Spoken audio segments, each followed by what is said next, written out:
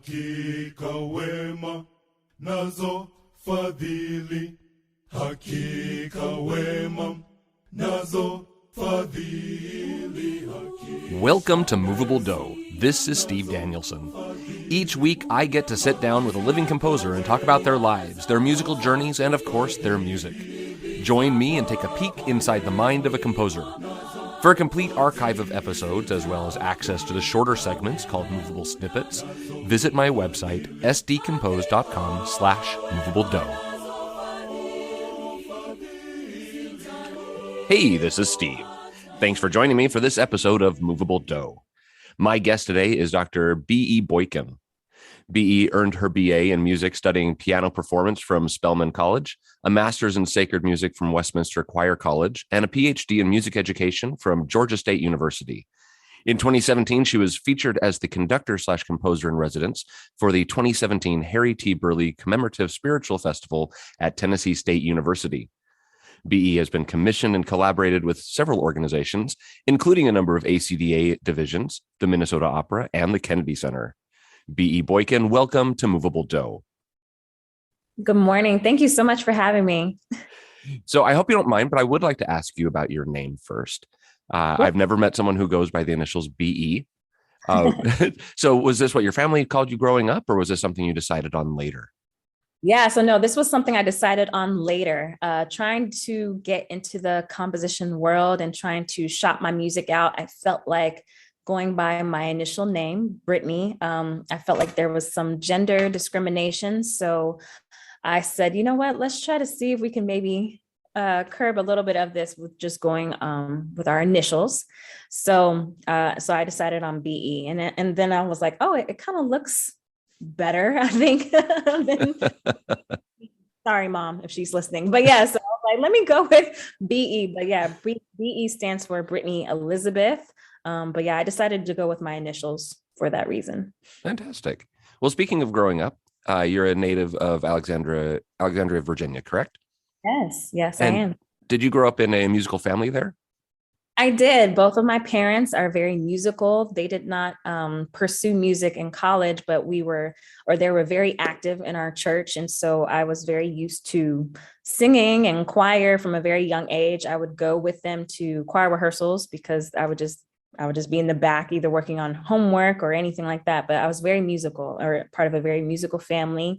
And because I was interested at a very young age, they saw that and they said probably since about 3, I was very interested in music, but they didn't put me in piano lessons until I was about 7. Okay. Did you have siblings doing music as well, or? I did. So everyone was tasked with learning piano. So we all took piano lessons. I was the only one that stuck with it, but we all played piano, and then we all had a secondary instrument. So I played piano, and I also play viola. I'm not that good, but that is, yes. Viola. Okay. Yeah.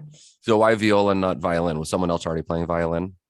No. So I think I was just drawn to the fact that I was singing alto a lot in choir, and then also in high school choir. So I just felt just drawn to viola because of that, and then alto clef. But no, my siblings played. My sister played saxophone, and my brother tried trombone a little bit. And then, but yeah, I was the only one that kind of stuck with those instruments.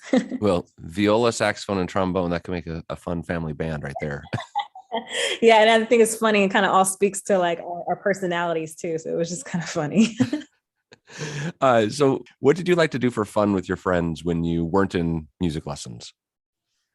Oh, that's a very interesting question. I don't think I had a lot of friends growing up because of that. I was one of those kids. I was in music, everything. So a lot of my free time was taken up with choral festivals, competitions, all states, honor choirs. So sad to say, I don't think I had a lot of friends. But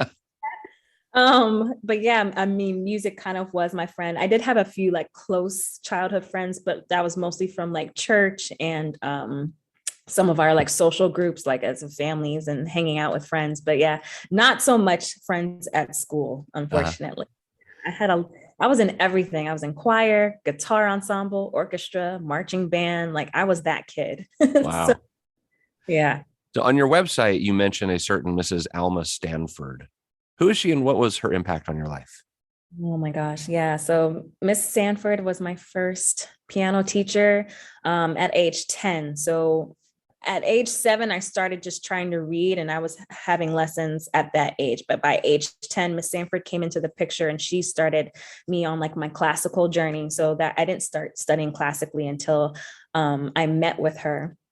And so from age 10 on through high school, she was my piano teacher. So, I mean, she was really the one that kind of awakened that like musical, I guess, desire or passion or love. I mean, I think she was the teacher that saw something in me at age 10 that I didn't really see or know myself. And I'm just grateful for her and for a lot of teachers like that, that kind of encouraged me at a very young age because I just knew I loved music. I didn't know what I wanted to do with it. I didn't know I was going to be able to make a career out of it, but I was just surrounded by very supportive teachers throughout middle school and high school. And I'm just grateful for all of them.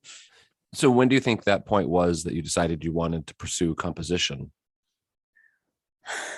Um, so composition was just something on the side for a very Yeah. long time. It was almost like a hobby. I mean, I was maybe songwriting, and back then we called it like making beats, um, like with like Fruity Loops and like all the software. I was making like beats with like my friends, but songwriting, and then it evolved, I think, into composition.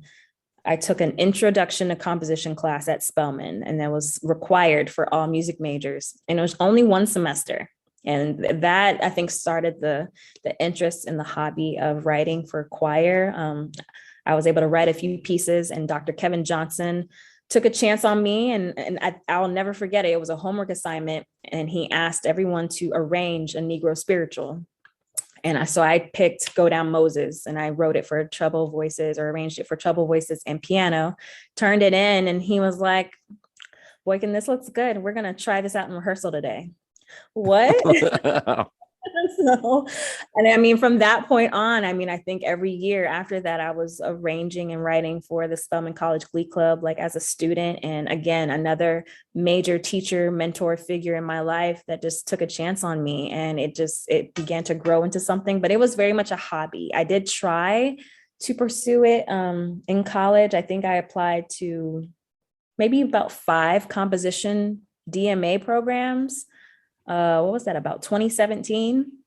So by then I had a decent portfolio. I had a lot of choral pieces. I think I had a solo piano piece and maybe some instrumental duets.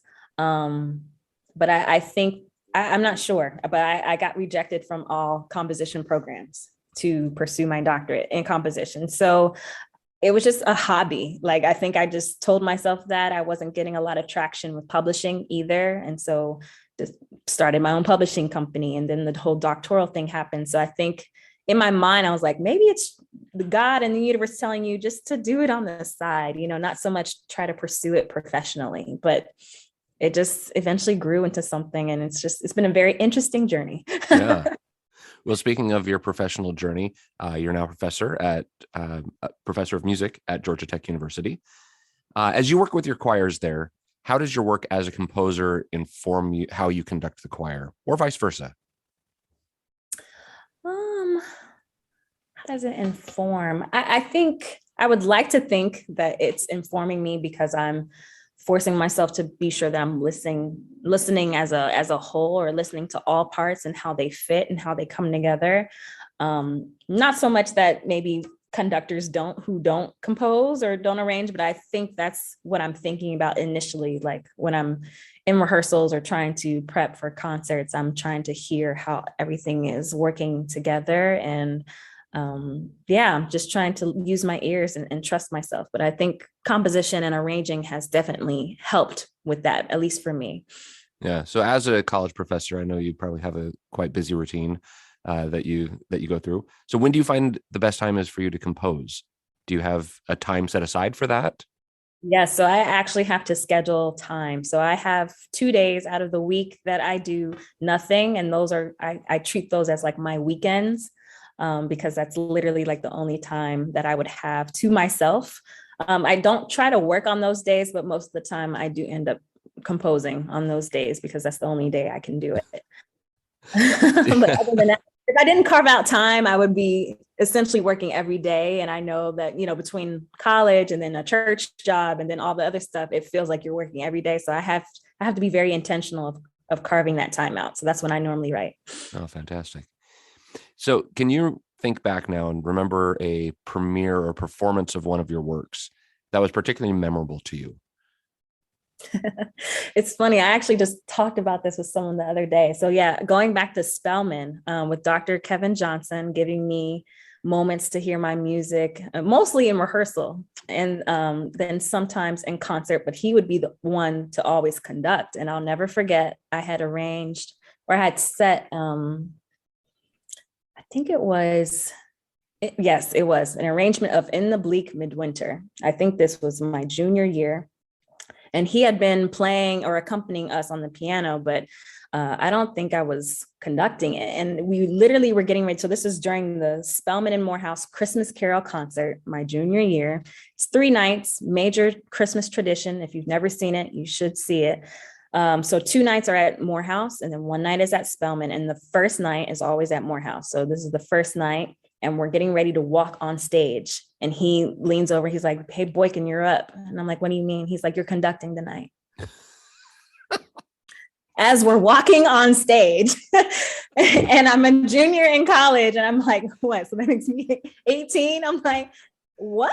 And keep in mind, these concerts are always like packed. They're sold out. I mean, we don't sell tickets, but they're packed. So it's in King Chapel. I mean, it's packed. And so I'm like, oh my gosh. So yeah, by the time we get to that piece in the concert, I'm like, oh, what? I'm like, I feel like I've never conducted this, but again, another moment where I know he was doing the right thing as a mentor, but like literally just kind of pushing me out there and getting me to kind of face my fears in a way.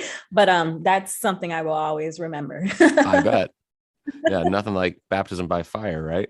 Oh, not at all. So what is a piece of advice you would give to a composer who is just starting out today? I will share the advice that was given to me by Dorothy Redmore, which is, if you want to write, baby, just write. I was trying to ask her, just trying to maneuver, like being a woman, being a Black woman in the field. And I told her, like, I'm not quite sure like how to do this or if I should be writing. And I'll never forget it. But those were her words. She said, "If you want to write, baby, just write." I was like, okay, well, that was simple, easier than expected. Okay. So I always say the same thing. Like, I mean, if it's in your heart, if you love it, if you love doing it, keep writing. I mean, I think as long as you're doing it and you're not doing it to try to make money or be famous, you're doing it because you love to do it. And that's what you need to do to feel whole or feel like you are a whole musician. Just write. I think I need that up on my wall in my office. Yeah. That's awesome. All right. So I've got one more question before we take a break. And this is not music related. Okay. What is your favorite color? And what do you think that says about you? My favorite color is purple.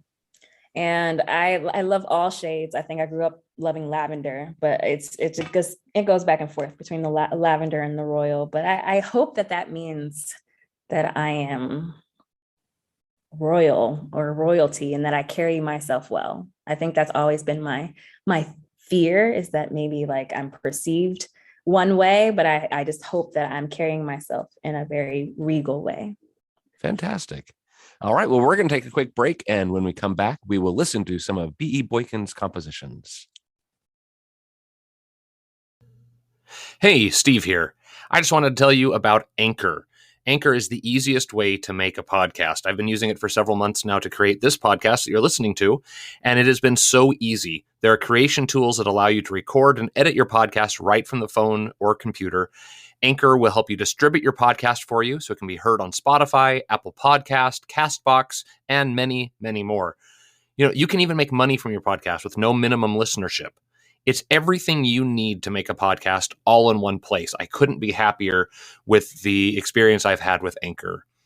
So download the free Anchor app or go to anchor.fm to get started. Welcome back. I'm talking today with B.E. Boykin. So we're going to start today with Consolamini for Yep. SATV a cappella choir. So this piece has a rich, mostly homophonic choral texture.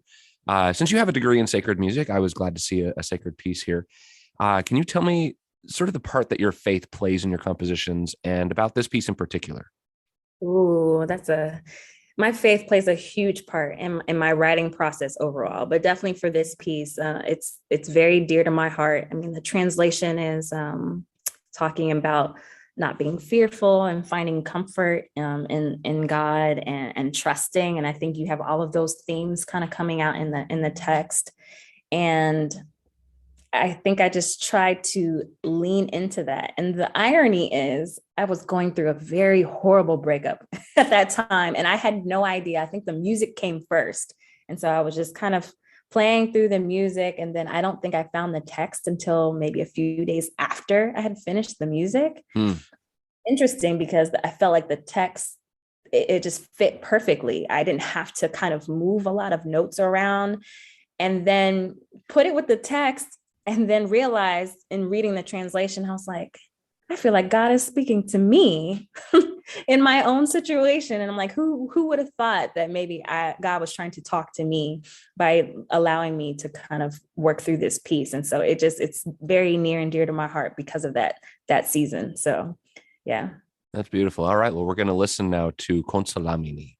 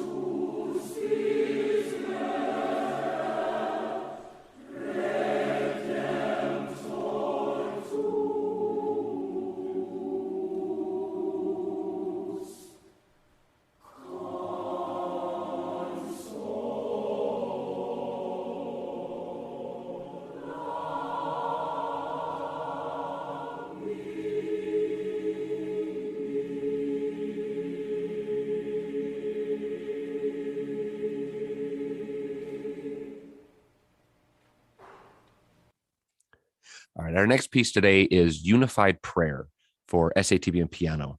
So this was commissioned by the Georgia chapter of the ACDA for their virtual conference in 2020. And I understand that you wrote both the words and the music for this one, correct? Yes, I did. Would you mind if I read the text for everyone? Yeah, sure. Go ahead. Okay. May peace follow you, quiet your heart. May hope follow you, be your light. May love follow you, hold you in its hand until we meet again. Amen. So I know when you receive a commission, you're sometimes constrained by the demands of the commissioning ensemble. What did they ask for, and what did you want to say through this piece? I think this was probably one of the more challenging pieces because I think this was the first time I've ever written text for a piece. I'm used to getting poems or scriptures or something and then setting it. And then I think they tasked me, or not tasked, but I think they just offered. They were like, yeah, feel free to write the text. And I was like, are you sure? They had enough faith and trust in me. So I said I would try it. And then I think I just tried to, again, lean on my spiritual background and just think of because they said, oh, it should kind of be a benediction response or something like the Lutkin, which is very near and dear to my Westminster choir family. And I'm like, ooh, no pressure, not the Lutkin. But I'm like, okay. So that kind of set the bar really high, but I just tried to lean into my spiritual background. And then just with everything that was going on during that year, I was just like, if I were saying something, not just musically, but with text, what would I want the world to know? What would I want to say to the world? And I think those elements of love, peace, and hope kind of really spoke out to me. So I thought it would be nice to kind of think about that in the text. And that's where we went. So This was first performed in a virtual space, correct? Correct. Yes. But it has been performed live. I believe it's performed live a few times. I know I received a recording from Mississippi with Dr. Gary Packwood. And I think, maybe a few churches have picked it up since then. So I think there have been a few performances of it. Awesome. Well, we are actually going to listen to the recording from Mississippi State University Chamber Singers of Unified Prayer.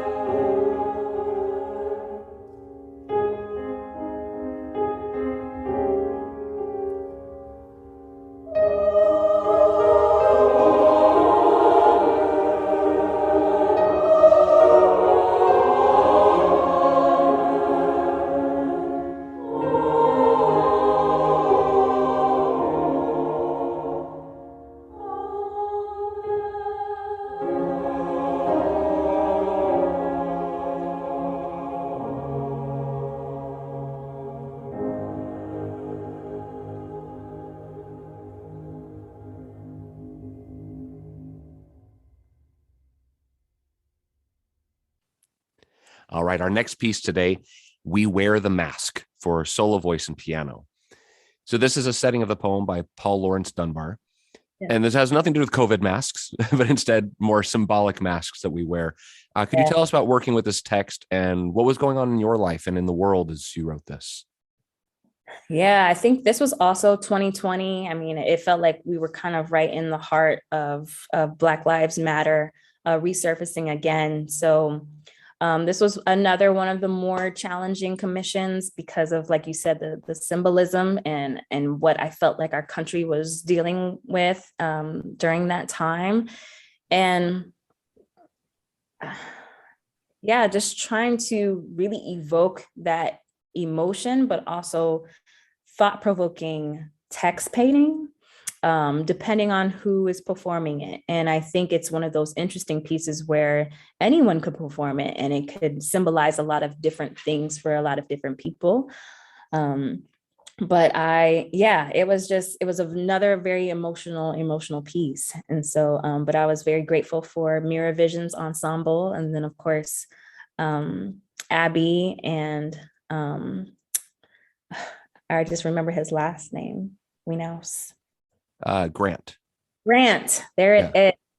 Just their artistry is always on another level. So, but yeah, I was very grateful for the project and for the text. I don't think I had ever really thought about text by Dunbar, but this one was very special for that reason. Did you know Abby and Grant before this project?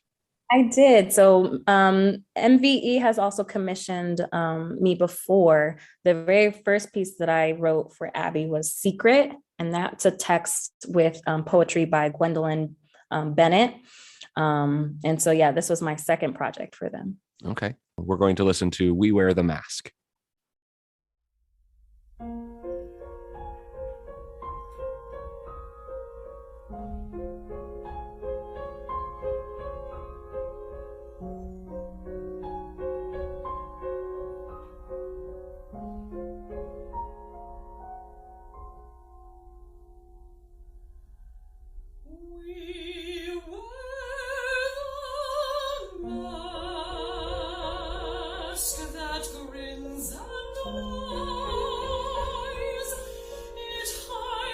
Cheeks and shades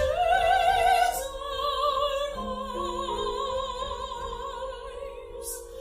This debt we pay to humankind. With torn and bleeding hearts we smile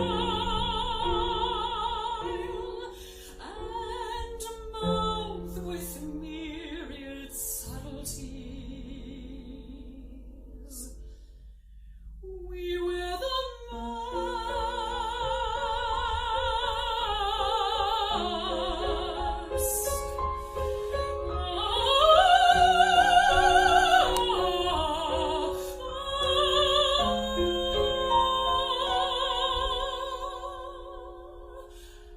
Why should the world be overwise in counting all our tears and sighs? Nay, let them only see us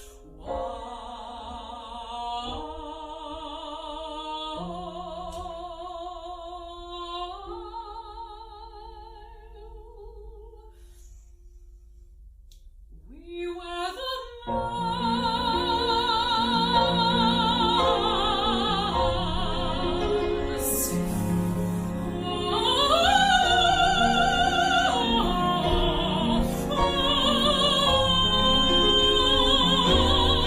We smile, but hold great Christ our cries to thee from tortured souls arise. We sing, but oh, the clay is vile beneath our feet and long the mile. But let the world dream otherwise. We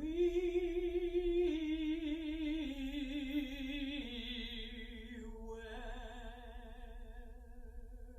mask.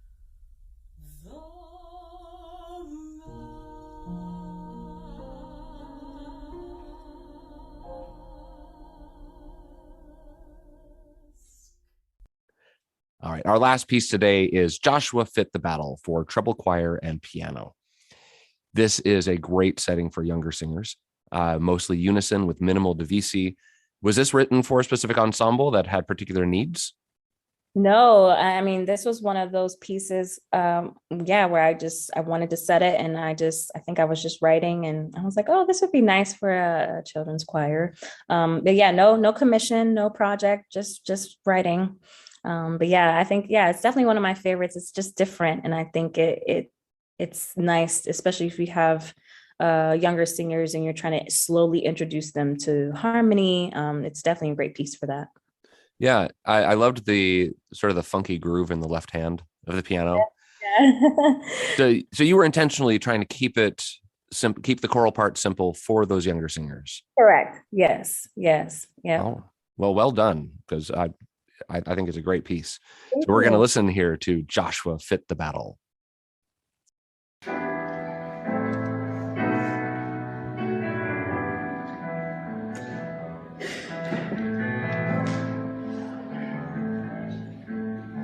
Joshua is the battle of Jericho. Joshua is the battle of Jericho. Joshua is the battle of Jericho. Jericho. Joshua is the battle of Jericho, and the walls came tumbling down. You may talk about your kings of Gideon. You may talk about your men of Saul. But there's none like good old Joshua as the battle of Jericho. Joshua is the battle of Jericho. Jericho. Joshua is the battle of Jericho, and the walls came tumbling down. Then all the horns began to blow, and the trumpets began to sound. And Joshua commanded the children to shout, and the walls came tumbling down. That morning Joshua beat the battle of Jericho. Joshua beat the battle of Jericho. Joshua is the battle of Jericho. Jericho. Joshua is the battle of Jericho, and the walls came tumbling down. Jericho. Jericho. Jericho. Jericho. Joshua is the battle of Jericho, and the walls came tumbling down.